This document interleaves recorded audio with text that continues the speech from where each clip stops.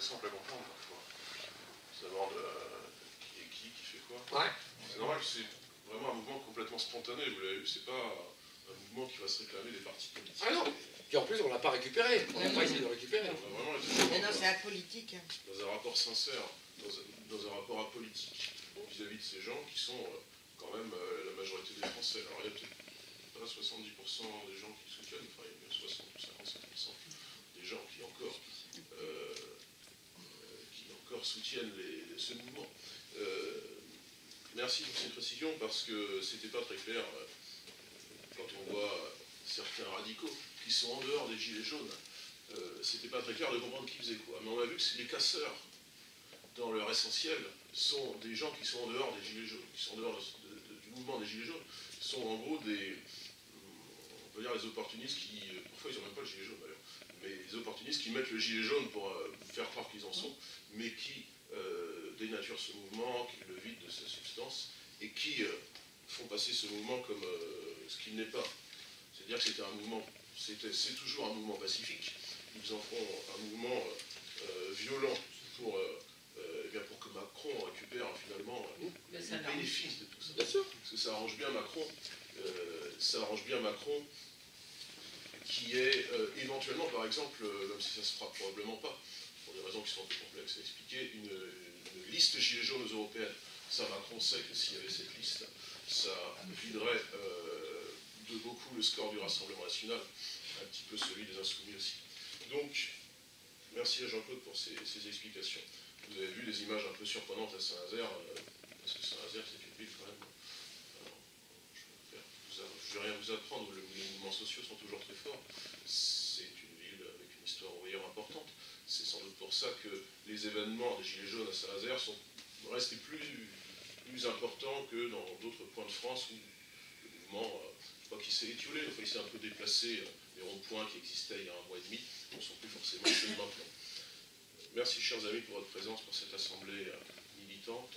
Et puis, tout d'abord, ce que j'aurais dû dire en introduction, nous vous présentons nos meilleurs vœux, la santé surtout, et nous vous souhaitons une très bonne année 2019, pas simplement sur le plan politique, hein, mais vous souhaitez la santé, le bonheur auprès de vos proches. Et nous souhaitons, je pense, en tant que Français, une très bonne année 2019. Nous savons qu'il y aura des échéances importantes dès les semaines qui viennent, avec cette échéance très importante du 26 mai que seront les élections européennes. C'est un petit peu nébuleux les élections européennes jusque-là, parce que 2018 c'était vraiment une année non électorale. Mais forcément, parce que 2017, on a vraiment bouffé des élections présidentielles, législatives, on a vu sénatoriales aussi. 2018 c'était un peu le calme plat, et les gens n'avaient pas forcément en tête qu'il allait y avoir de nouveau des consultations. Même si les gens se sont dit, quand même, on commence à être lassé de Macron, et les Gilets jaunes ont matérialisé ça, il serait peut-être temps de le manifester dans les urnes. Eh bien, les Français pourront manifester le 26 mai prochain dans un tour unique d'élection, il n'y a pas de tour, hein, c'est un seul tour, aux élections européennes. Lorsqu'ils désigneront leurs députés au Parlement européen, ils pourront faire savoir ce qu'ils pensent. Et ils voteront, a priori, massivement Rassemblement national, si on voit ce que disent les instituts d'opinion. Qui disent des choses fausses, qui disent aussi des choses vraies, et qui en général arrivent quand même à saisir ce que fait le RN. On nous place entre 22, 23, 24. On est dans un étiage qui est quand même assez haut. Pour rappel, parce que c'est un petit peu ancien maintenant, ça a 5 ans, en 2014 on avait fait 24% à peu près. Ce qui fait que, bien, on peut espérer que nous puissions de nouveau être premiers aux élections européennes de 2019. On avait déjà été premiers aux élections européennes de 2014. On avait sorti une affiche Front National, premier parti de France, avec un visage de Marianne.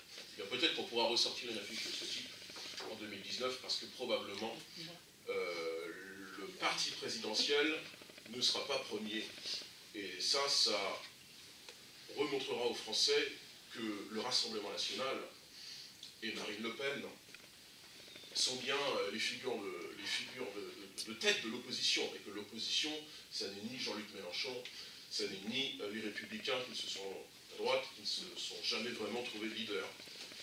Les Français comprendront que eh bien, l'opposition, c'est, et ça a toujours été finalement depuis des années, d'abord et en premier lieu, en termes de nombre de voix et en sincérité, en termes de sincérité, ça a toujours été Marine Le Pen, ça a toujours été le Front National puis le Rassemblement National.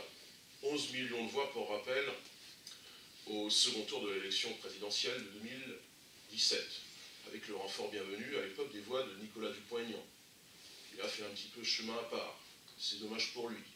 On a bon espoir, je pense, parce qu'il fera une liste européenne, il fera une liste autonome. On a bon espoir que, eh bien, au Parlement européen, nous puissions faire une majorité eurosceptique.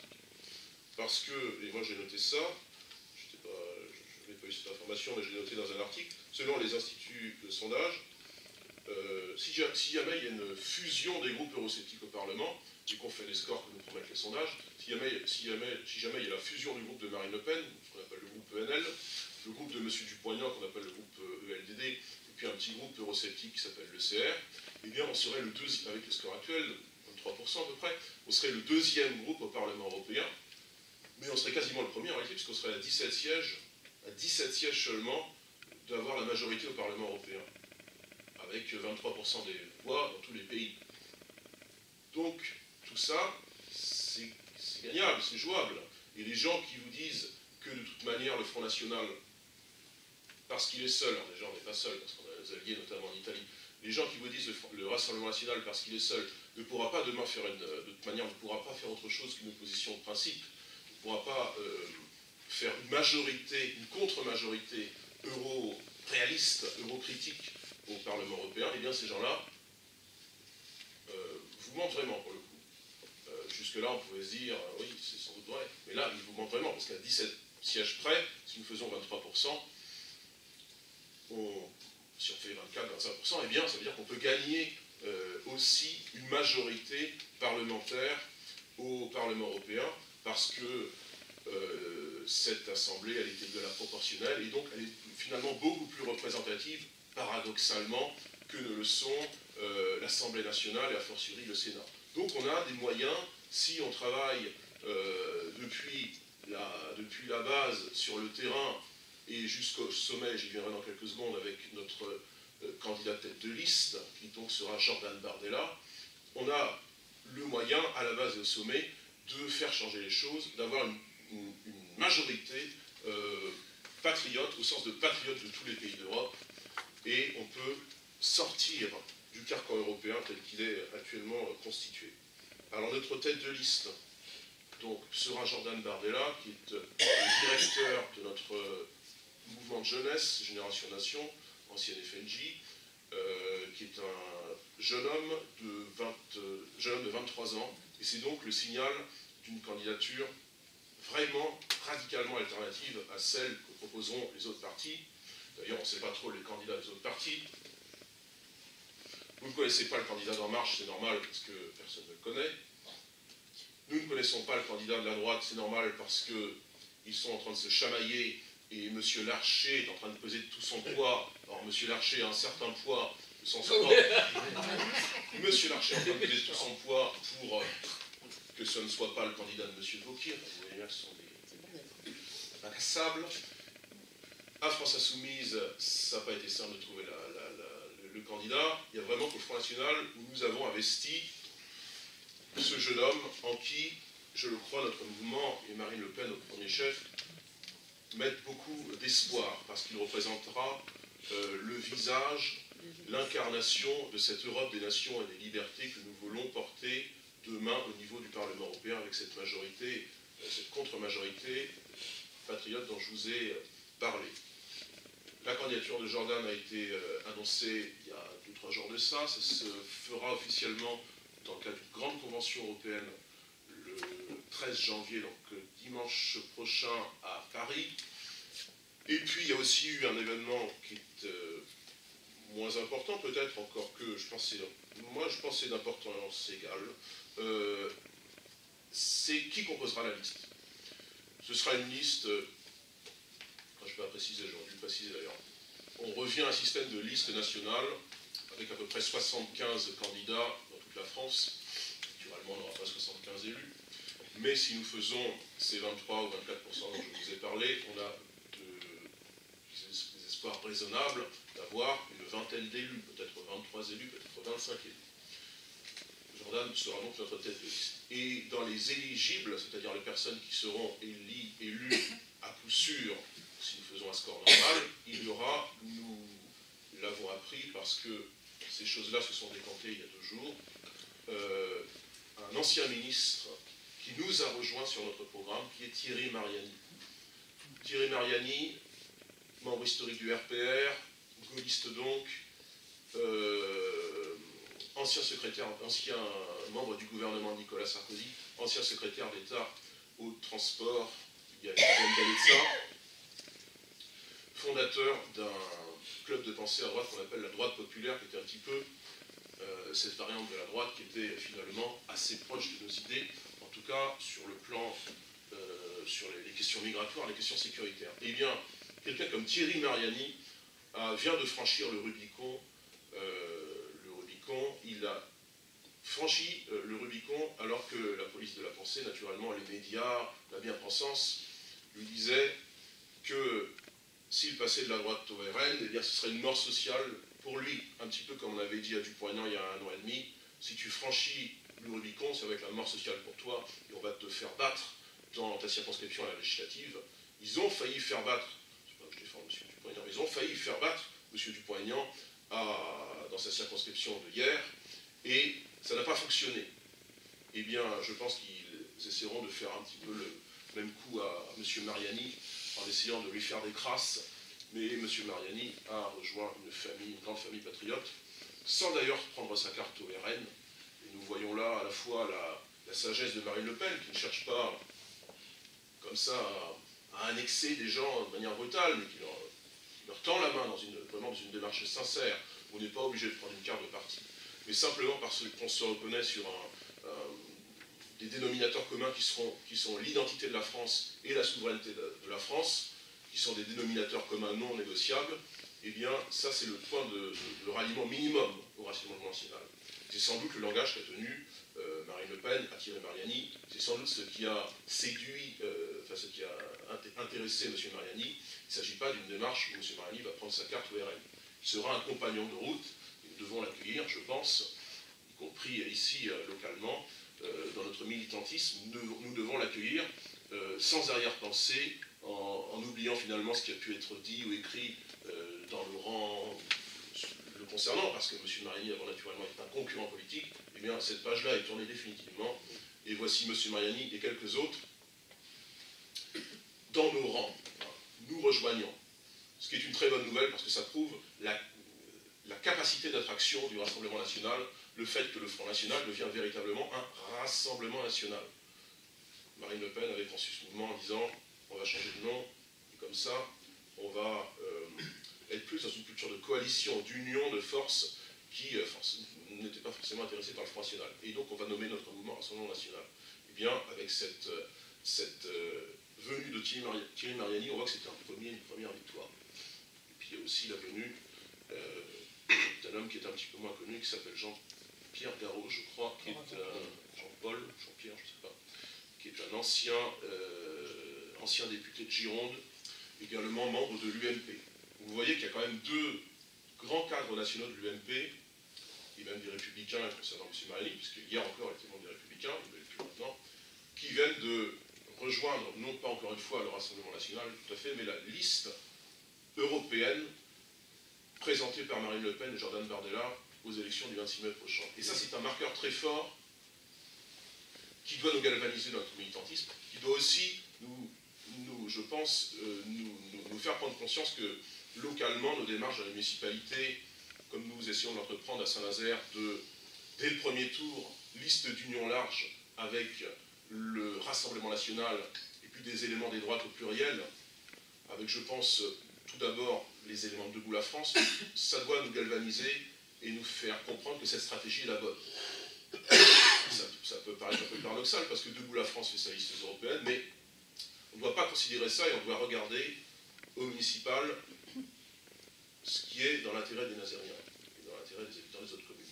Nous pensons qu'au premier tour, une formation politique comme Debout la France, qui à Saint-Nazaire fait à peu près 4% des voix, c'est-à-dire un quart de nos voix, eh bien ce n'est pas négligeable du tout, et c'est sans doute l'élément qui peut nous faire passer, par exemple, d'une situation de minorité à une situation de majorité. Parce que, et pour conclure, je parlerai quelques secondes des élections municipales, a priori, aux élections municipales de l'an prochain à Saint-Nazaire, il y aura 4 à 5 listes au deuxième tour. Donc ne pensons pas qu'il faille 50% pour gagner l'élection. S'il y a 4 listes au deuxième tour, ça veut dire qu'il suffit qu'une liste soit première avec 25%, si toutes les listes font moins de 25%, pour gagner la mairie. Et s'il y a 5 listes, ce qui est moins probable, il faut 20% seulement. C'est des configurations qui existent parfois dans les élections, ce n'est pas les plus courantes. Mais si on prend par exemple une de nos mairies qu'on a gagnée en 2014, une mairie qui a gagné le FN de l'époque à Mantes-la-Ville, à côté de Paris, on a gagné avec 30% des voix, parce qu'il y a eu une quadrangulaire, 4 listes. Et bien là, nous savons qu'il y aura une liste RN qui sera sur le départ, une liste que nous sommes en train de constituer, dont je vous avais dit en novembre que je poursuivais la réalisation. Nous sommes au 4/5e de la liste. Donc ça veut dire qu'il y a encore une dizaine de noms à trouver, et encore une fois, surtout des candidatures phares. Alors si vous connaissez des gens dans vos entourages qui seraient intéressés, qui seraient volontaires, n'hésitez pas à nous en faire part. Donc il y aura une liste RN sur les starting blocks au premier tour, qui sera qualifiée au deuxième tour, parce que ça va faire plus de 10%, ça va sans doute faire même plus de 15%. Il y aura forcément, même s'ils seront très affaiblis probablement, la liste du maire, une liste socialiste, une non de la gauche, on ne sait pas trop, parce que ces gens-là, vous les voyez souriants, enfin ils s'engueulent dans les coulisses. Hein. Ne croyez pas que ce soit forcément très agréable les relations entre le Parti communiste, le Parti socialiste et les écologistes. Hein. Mais bon, il y aura une liste d'union de la gauche au premier tour, qui sera qualifiée au second tour, parce qu'elle va bien faire plus de 10% cette liste-là quand même si elle va sans doute être affaiblie. Donc il y aura 2 listes au deuxième tour. RN, PS, vous allez bien avoir une liste de droite aussi, quel qu'en soit le leader. Je pense que M. Duval essaye de faire une liste. M. Duval, il est prudent, il essaie de ne pas faire une liste avec les étiquettes. Enfin, on va bien avoir une espèce de liste citoyenne, machin, lui à droite, avec probablement M. Duval, qui va probablement, c'est pas tout à fait certain, faire plus de 10%. À moins qu'il y ait 2 listes de droite qui se bouffent entre elles. Le MAN. Il y a le MAL aussi. Le MAL, je pense qu'il fera un petit peu moins, mais on part. Il y aura sans doute au moins une liste, disons, qui fera plus de 10. Ça fait donc 3 listes. Et puis vous aurez probablement une liste insoumise. De ces insoumis, parce que vous savez, le Parti communiste ici, localement, il est avec le maire, il soutient la politique du maire, en moyennant quoi ils ont des élus, ils ont des adjoints à la mairie, ils ont des adjoints à la carène, et quand on est adjoint à la mairie, ma foi, on touche à peu près 1 900 € par mois, ça ne se refuse pas. Hein. Donc le PC, il est dans une stratégie d'alliance avec le Parti socialiste à Saint-Nazaire et plus globalement dans la région. C'est pour ça qu'à Trignac, eh bien, alors que le PC était fort, c'est le PS qui a fait l'élection. Enfin, c'est monsieur le maire qui a dit « Attendez, il faut lire au fort, il ne faut pas lire la dame qui était en face, je ne sais même plus son nom. » Et la pauvre dame qui était en face... Comment elle s'appelait ? Evans, c'est ça. Voilà. La pauvre dame qui a été en face, elle n'a même pas été remerciée. Enfin, c'est leurs affaires. À la Carène, ensuite, ça s'est mal passé. Enfin, on voit bien que c'est des affaires de politique aérienne. Il y aura toujours, en tout cas, une liste France Insoumise qui sera probablement avec un bon score, parce qu'ici, quand même, je ne sais pas qu'il faut s'en féliciter, enfin, il faut constater les choses froidement. Les Insoumis aux élections présidentielles, c'est à peu près 26-27%. Alors ce sera moins, enfin, il suffit que ce soit 10% et ils seront qualifiés au deuxième tour. Ces gens-là, par orgueil, par détestation du maire, une détestation sans doute partagée, ne se rallieront pas à la candidature du maire au deuxième tour, et donc ils ne vont pas fusionner. Et donc vous avez d'ores et déjà 4 listes, ou 5 listes s'il y a 2 listes de droite. Donc ça fait bien une qualification possible, à condition que la liste arrivée au deuxième tour soit première, et qu'elle fasse entre 20 et 25%. Donc le but, c'est déjà de faire la liste, c'est ensuite que nous soyons unis et qu'eux soient divisés, c'est-à-dire non seulement jouer sur nos forces, mais aussi profiter de leurs faiblesses, pas profiter de leurs faiblesses. Ils sont faibles, donc nous avançons unis à la place, et nous serons plus forts de leurs faiblesses. Et puis ensuite, il faut arriver premier, pour peut-être passer de ce statut qui est enviable, qui est le statut de minorité, opposant constructif, à demain, acteur, décideur, à la mairie de Saint-Nazaire. Voilà. Et pour cela, il faut en amont aussi faire de bonnes élections européennes. C'est-à-dire les élections européennes, on est mobilisé sur le terrain. On va recevoir une quantité astronomique de tracts, d'affiches qu'il va bien falloir coller, diffuser, boîter, tracter sur les marchés. Hier encore, on a, avec notre équipe, boîté à Trignac, avec Athénaïs, Benoît, etc., et Nicole. Et on a eu un bon accueil des gens. Les gens étaient contents de nous voir. On était, un petit peu avant les Gilets jaunes, on était à Montoire de Bretagne. Et bien, parce que nous avons fait une action un jour de 11 novembre, nous avons eu des commentaires positifs des gens, parce qu'ils nous disaient, c'est bien que vous soyez là, un jour férié quand même, ça montre que vous en voulez. Et on a eu une de ces conversations qu'on a parfois qui dure un petit peu longtemps, et on a arrêté 15 ou 20 minutes avec quelqu'un, et on fait la discussion, et on voit bien que ces gens-là nous considèrent comme des interlocuteurs sérieux. Ils nous demandent des choses, ils nous disent, il faudrait que vous fassiez remonter ça. Alors on ne peut pas toujours faire remonter les choses. Mais le fait qu'on ait des conversations assez longues avec les gens, ça montre que les gens, quand ils nous voient sur le terrain, eh bien, ça leur fait chaud au cœur, souvent. Pas tous. Il y a aussi des gens qui ont des réactions plus négatives. Mais